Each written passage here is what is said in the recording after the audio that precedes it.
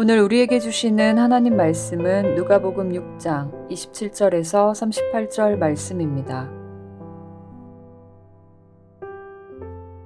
그러나 너희 듣는 자에게 내가 이르노니 너희 원수를 사랑하며 너희를 미워하는 자를 선대하며 너희를 저주하는 자를 위하여 축복하며 너희를 모욕하는 자를 위하여 기도하라. 너희 이 뺨을 치는 자에게 저 뺨도 돌려대며 내 겉옷을 빼앗는 자에게 속옷도 거절하지 말라. 내게 구하는 자에게 주며 내 것을 가져가는 자에게 다시 달라 하지 말며 남에게 대접을 받고자 하는 대로 너희도 남을 대접하라.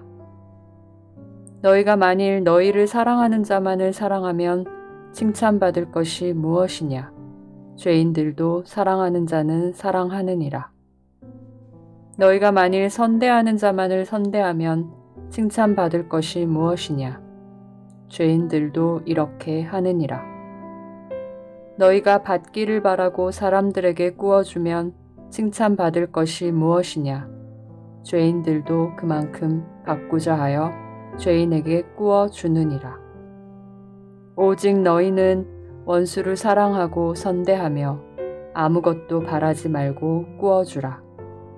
그리하면 너희 상이 클 것이요 또 지극히 높으신 이의 아들이 되리니 그는 은혜를 모르는 자와 악한 자에게도 인자하시니라.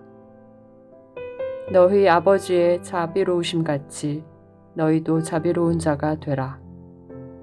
비판하지 말라. 그리하면 너희가 비판을 받지 않을 것이요 정죄하지 말라. 그리하면 너희가 정죄를 받지 않을 것이요 용서하라. 그리하면 너희가 용서를 받을 것이요 주라. 그리하면 너희에게 줄 것이니 곧 후히 되어 누르고 흔들어 넘치도록 하여 너희에게 안겨주리라. 너희가 헤아리는 그 헤아림으로 너희도 헤아림을 도로 받을 것이니라.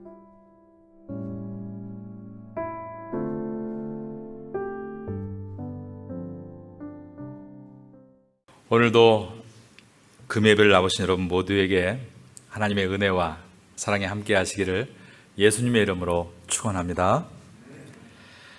마태복음 5장에서 7장에 5, 6, 7장 세 장은 그 유명한 예수님께서 산 위에서 가르치신 산상수훈이 기록되어 있습니다.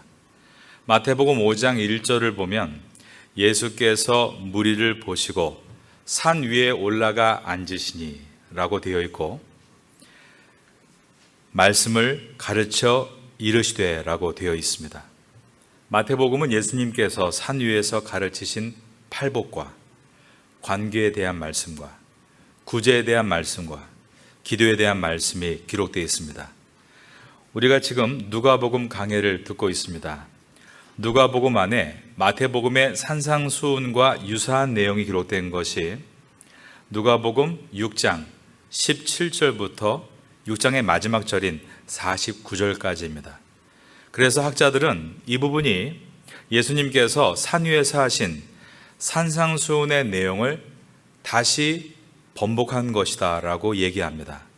그러나 6장 17절을 보겠습니다. 17절에 예수께서 그들과 함께 저를 따라합니다. 내려오사 평지에 서시니 이렇게 되어 있습니다. 그러므로 누가복음 6장의 내용은 마태복음 5장부터 시작하는 산 위에서 가르치신 내용과 비슷한 부분이 있지만 엄연히 장소가 다르다는 것을 보게 됩니다. 마태복음 5장에서 7장이 예수님께서 산 위에서 가르치신 산상수훈이라면 누가복음 6장은 산 아래 평지에서 가르치신 예수님의 평지 설교입니다. 그런데 이 두 내용 중에 가르치신 내용이 중복되고 있는 것은 그만큼 그 내용이 중요하다는 것을 우리에게 보여줍니다. 누가복음 6장에 나오는 예수님의 평지 설교는 크게 세 부분으로 나눌 수 있습니다. 6장 20절에서 26절까지는 예수님께서 전하시는 그리스도인으로서의 복된 삶으로의 초청입니다. 가난한 자는 복이 있나니, 줄인 자는 복이 있나니, 우는 자는 복이 있나니, 환난을 당하는 자는 복이 있나니라고 말씀하시면서 그리스도인으로서의 복의 의미에 대해서 말씀해 주셨습니다. 두 번째로 27절부터 38절 오늘 본문은 예수님께서 전하시는 그리스도인으로서의 사랑하는 삶으로의 초청입니다. 원수를 사랑하라.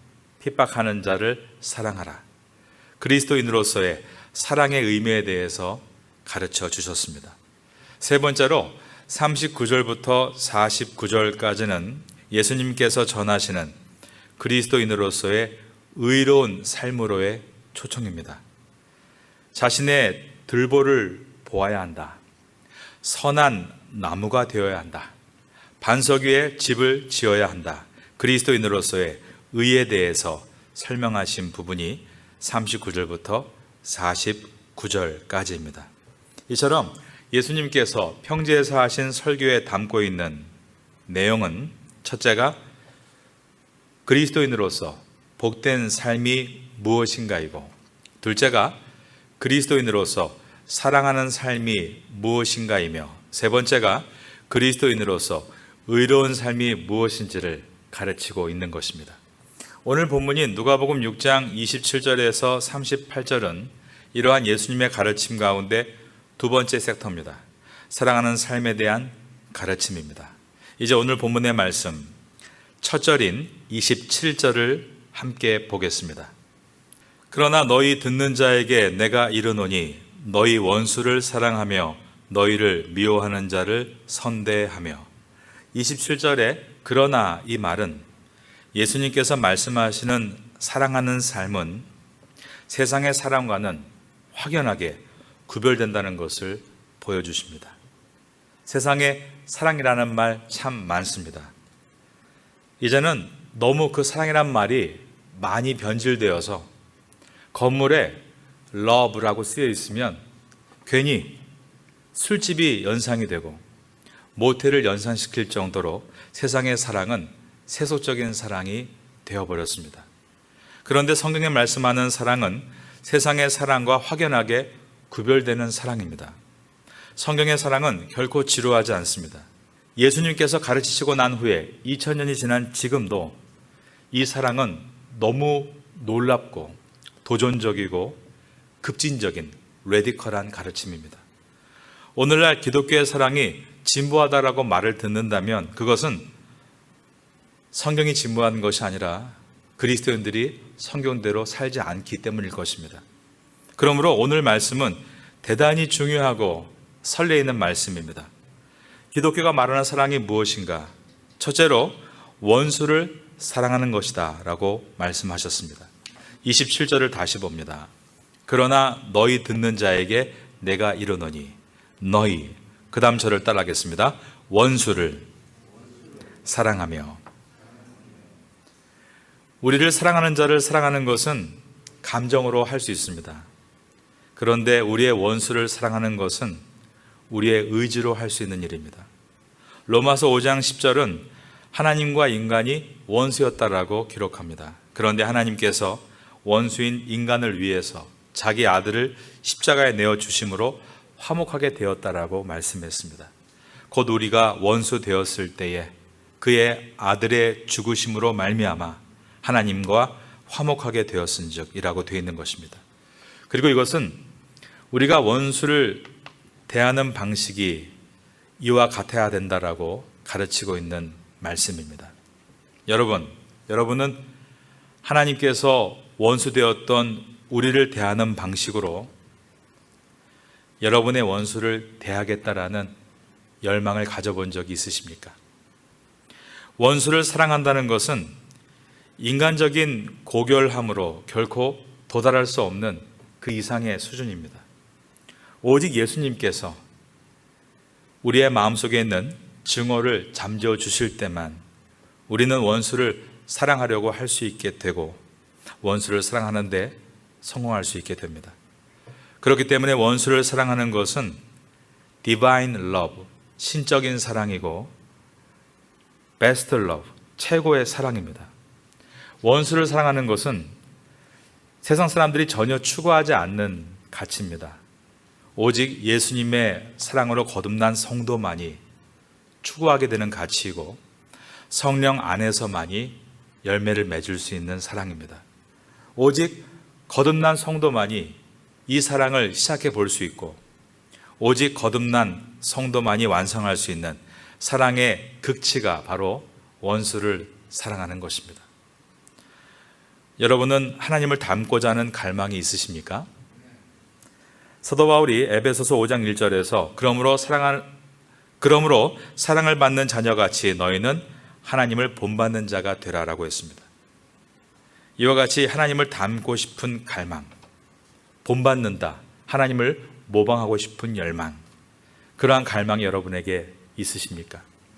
사도 바울은 그러므로 사랑을 받는 자녀같이 너희는 하나님을 본받는 자가 되라. 성도는 하나님을 닮아가야 한다, 모방해야 한다라고 말했습니다. 우리가 하나님을 닮아가는 절정은 무엇인가? 우리가 원수 되었을 때 우리를 기꺼이 사랑해 주셨던 것처럼 우리의 원수된 자를 우리가 사랑할 때 그것이 하나님과 가장 가까이 닮아 있는 모습입니다.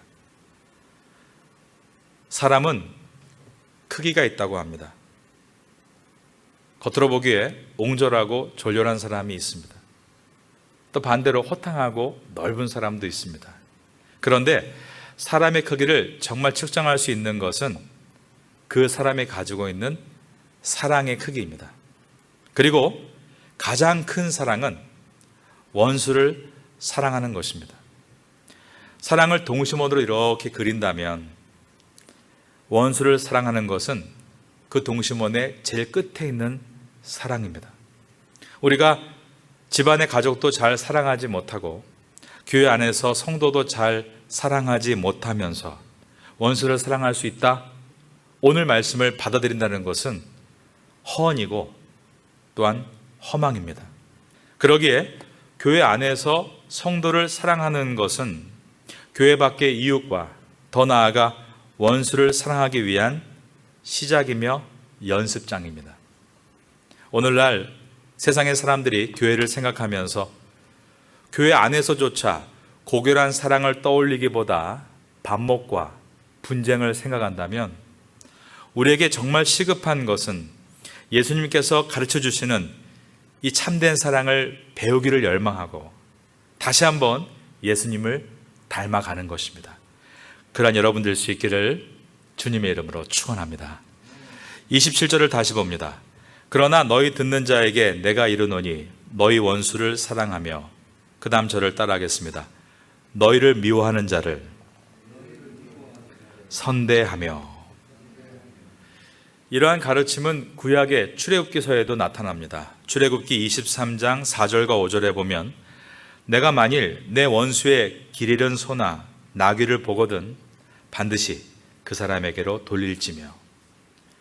보통의 사람들은 자기를 미워하는 원수가 소를 잃어버렸다고 하면 속으로 쌤통이다 그러겠죠. 그리고 저 멀리 그자의 소인가 아닌가 긴가민가 할 때, 의심스러운 상황이 발생할 때 I don't care 그러면서 지나쳐 버릴 것입니다. 그런데 하나님께서는 이미 수천 년 전에 출애굽기서를 주시면서 너희를 미워하는 원수라도 그의 고통을 돌아보고 그를 선대해야 한다라고 가르치셨습니다.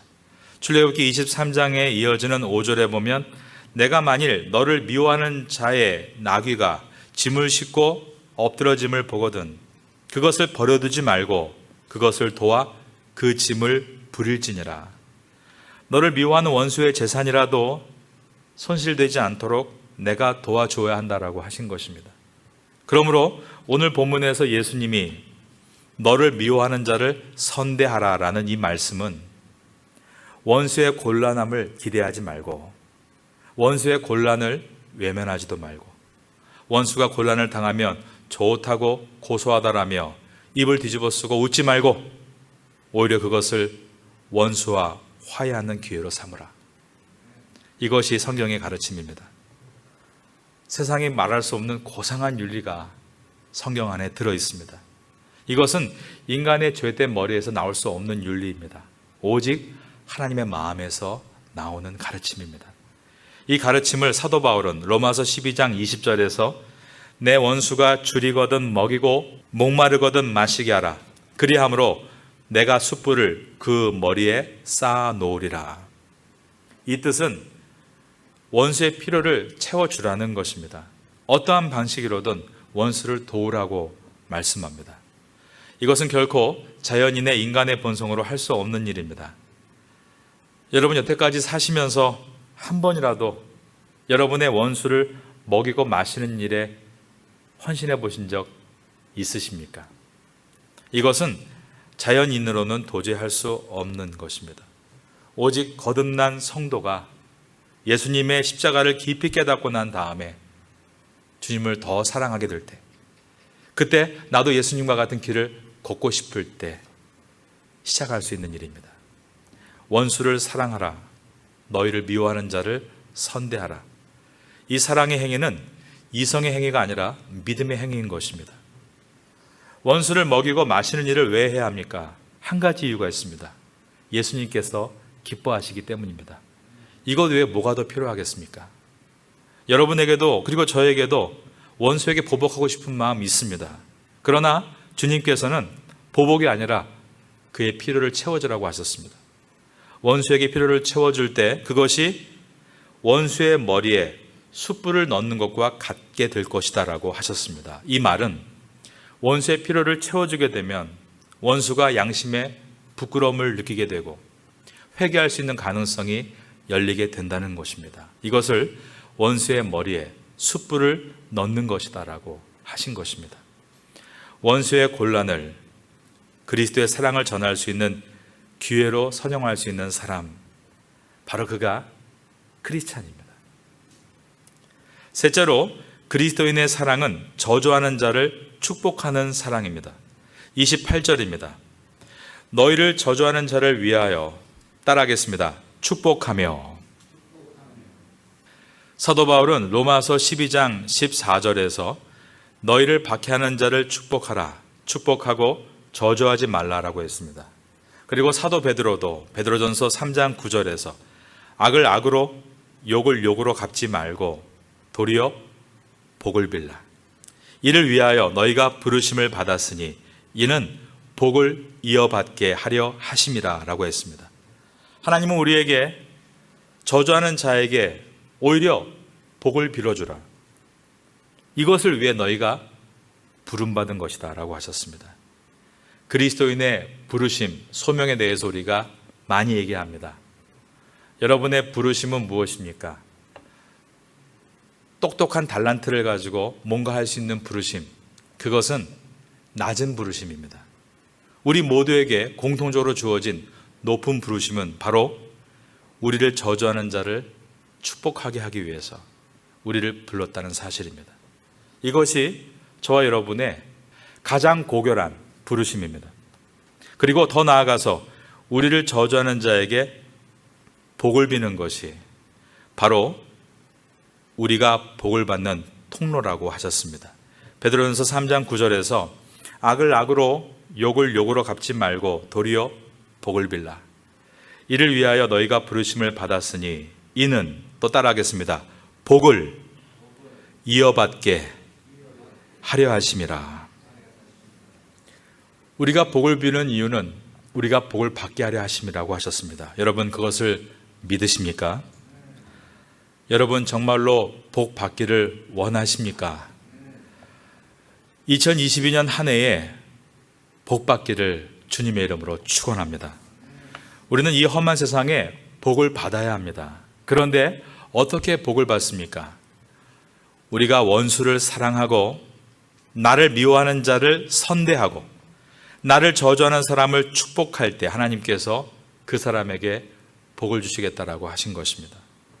올해 표어인 이삭의 우물은 추상적인 것이 아니라 실제적인 것입니다. 이삭을 괴롭히는 많은 원수들을 향해서 이삭이 이 물은 자가수가 아니라 공용수라고 외치며 함께 더불어 마실 때 하나님께서 100배의 축복을 주신 것입니다. 주님의 약속을 꼭 붙들고 이것을 자녀들에게도 가르치시기 바랍니다. 자녀야, 너에게 원수된 자를 축복해야 한다. 그것이 내가 평생에 복을 받는 비결이 될 것이다. 그렇게 가르치십시오. 그리고 부모로서 부족하지만 그러한 삶을 살아보십시오. 물론 완벽하지 않지만 몸부림치는 부모의 들썩거리는 어깨를 자녀는 보게 될 것입니다. 그리고 마침내 우리 가정은 놀라운 복을 받게 될 것입니다. 그러한 은혜가 우리 모두에게 있게 되기를 예수님의 이름으로 축원합니다. 네 번째, 그리스도인의 사랑은 모욕하는 자를 위해서 기도하는 사랑입니다. 누가복음 6장 26절을 다시 봅니다. 너희를 저주하는 자를 위하여 축복하며 너희를 모욕하는 자를 위하여 저를 따라하겠습니다. 기도하라. 이사야서 50장 6절에는 이 땅에 오실 예수님에 대해서 예언되어 있는 말씀이 기록되어 있습니다. 나를 때리는 자들에게 내 등을 맡기며 나의 수염을 뽑는 자들에게 나의 뺨을 맡기며 모욕과 침뱉음을 당하여도 내 얼굴을 가리지 아니하였느니라. 이 예언의 말씀은 예수님께서 이 땅에 오셔서 그대로 성취되었습니다. 주님은 침뱉음을 당하셨고 얼굴을 맞으셨으며 가시관이 쓰여지셨고 온갖 조롱과 멸시를 당하셨습니다. 여러분, 멸시를 당하신 적 있으셨죠? 그러나 그렇게 정말 주먹으로 많이 매를 맞거나 채찍에 맞거나 침뱉음 당한 적은 거의 없었을 거라고 생각합니다. 그런데 우리 주님께서 이 모든 고통을 당하셨습니다.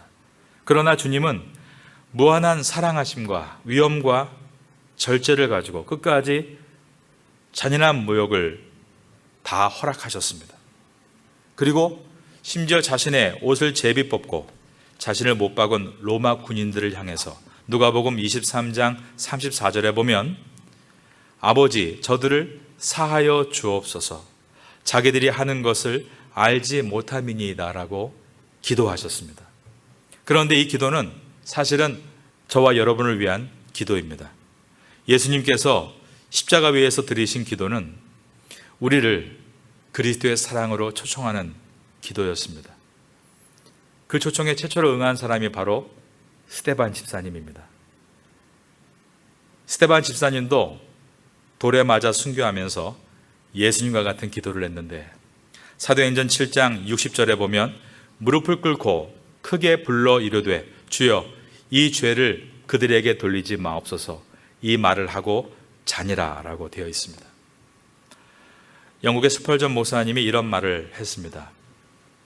모욕하고 박해하는 자들이 망치라면 그리스도인들은 모루와 같습니다 라고 말했습니다. 아마 학생들 가운데 모루가 무엇인지 모르는 사람이 있을 것 같습니다.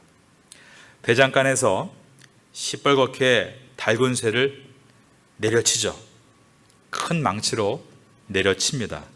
그때 쇠를 올려놓는 사각형의 커다란 쇠덩이가 모루입니다. 모루는 망치로 내려치면 그 망치에 타격을 받는 것 외에는 아무것도 할 수가 없습니다. 그런데 아무리 망치를 세게 내려쳐도 망치가 부러질지언정 모루는 깨지는 법이 없습니다. 이것을 인용해서 스퍼전 목사님은 모욕하고 박해하는 자들이 망치라면 그리스도인은 모루와 같은 존재가 되어야 한다라고 말한 것입니다. 골고다 십자가 위에서 부러진 망치가 있습니다. 누굽니까? 예수님을 십자가에 못 박은 일에 진돌주의했던 백부장의 망치가 부러졌습니다. 그는 마음에 큰 가책을 받고 이분은 참 하나님의 아들이셨습니다 고백하며 성도가 된 사람입니다. 로마의 백부장은 로마가 자랑하는 최고급 영광급 장교이고 전투력이 강한 사람들입니다. 이 사람들은 부러지는 사람들이 아닙니다. 어지간한 죽음에 눈 하나 깜빡하지 않습니다. 그냥 짐승을 잡듯 도륙하는 사람들입니다. 그런데 예수님께서 십자가 위에서 모루와 같이 모든 질고와 불명예와 수치를 다 당하시면서도 로마 병사들을 위해서 아버지, 저들을 사하여 주옵소서. 자기들이 하는 일을 알지 못해서입니다 라고 기도하실 때 이 백부장은 부러지고 말았습니다. 그리고 주님의 사람이 되었습니다. 스데반 집사님이 순교당할 때 그 옷을 맡아 지키고 있던 사람이 사울이라는 사람입니다. 사울은 강한 사람입니다. 율법의 의로 흠이 없는 사람이었다라고 되어 있습니다. 그는 자기 세계가 있는 사람이고 확고한 의지가 있는 사람이고 목표를 향해서 매우 치열하게 매정하게 사는 사람입니다. 웬만해서는 안 부러지는 사람입니다. 그런데 스데반이 자기에게 던지는 모든 돌을 모로와 같이 맞아가면서 무릎을 꿇고 저들을 용서해달라고 기도할 때 사울의 망치도 깨졌습니다. 스데반이 머루가 돼서 돌에 맞았기에 사울의 망치는 깨어졌고 다메섹 도상에서 주님을 만나고 사울은 바울이 될 수 있었습니다. 초대교회 기독교 공동체 가운데 크리스스톰이라는 교부가 있는데 이런 말을 했습니다. 원수를 위해 기도하는 것은 절제의 절정이다. 저를 따라하겠습니다. 원수를 위해 기도하는 것은 절제의 절정이다. 여러분, 성령의 9가지 열매가 사랑, 희락, 화평, 오래 참음, 자비, 양선, 충성, 온유, 절제, 즉 사랑으로 시작해서 절제로 끝을 맺습니다. 기독교적 사랑과 절제의 절정은 바로 원수를 위해 중보하는 것입니다. 여러분 가운데 이렇게 생각하는 분이 있을 겁니다. 저 원수를 사랑하는 마음이 조금 생기면 그때 기도하겠습니다. 하지만 여러분, 그런 마음은 안 생길 겁니다. 그런 마음은 생기지 않습니다. 원수를 사랑하는 마음을 기다릴 때까지 기도를 늦추면 그 기도는 이 땅에서 단 한 번도 일어나지 않을 것입니다. 원수를 사랑하는 마음이 없는 지금 기도하기 시작해야 합니다. 그렇게 원수를 사랑하는 마음이 없을 때 기도하기 시작하게 되면 그 원수에 대한 연민이 생깁니다. 왜냐하면 기도하면서 동시에 증오할 수 없기 때문입니다. 그리고 나의 원수에 대해서 기도하면서 연민을 가지고 기도하고 또 기도하고 오늘 충분하지 않으면 내일 또 기도하고 또 기도하는 순간에 그 원수가 사실은 사탄에 시달리고 있는 불쌍한 영혼이라는 것을 깨닫게 될 것입니다. 그러한 마음을 성령께서 부어주시는 것입니다. 그리고 기도를 거듭하면서 증오의 쓴뿌리가 서서히 빠져나가게 되면 원수에 대한 연민이 일어남과 함께 원수를 사랑하는 신비한 체험을 하게 됩니다. 이것이 바로 십자가의 사랑이고 신비한 사랑입니다. 십자가를 바라보면서 내가 뭔가를 얻고 싶다라는 그런 열망으로 바라보는 십자가가 아니라 십자가에서 원수였던 나를 사랑하는 그 사랑을 내가 실천하겠다는 사랑으로 바라보는 십자가는 그 영혼을 맑게 만듭니다.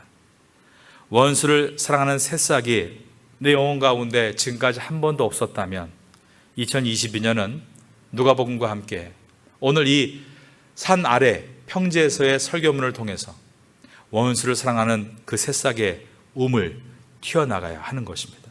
누가복음을 지나면서 여러분 안에 있는 무엇보다 쓴뿌리가 뽑히기를 주님의 이름으로 축원합니다. 방법은 말씀을 듣고 집에서 말씀을 읽고 말씀을 쓰는 것입니다. 그럴 때 내 영혼에 박혀있는 쓴뿌리가 하나하나 녹아내리는 것을 경험하시게 될 것입니다. 2022년을 시작하면서 먼저 마음밭을 잘 회복해서 좋은 밭이 되심으로 그 밭 위에 하나님께서 주시는 씨앗을 마음껏 심어서 30배, 60배, 100배를 맺는 한 해가 될 수 있기를 마지막으로 예수님의 이름으로 축원합니다.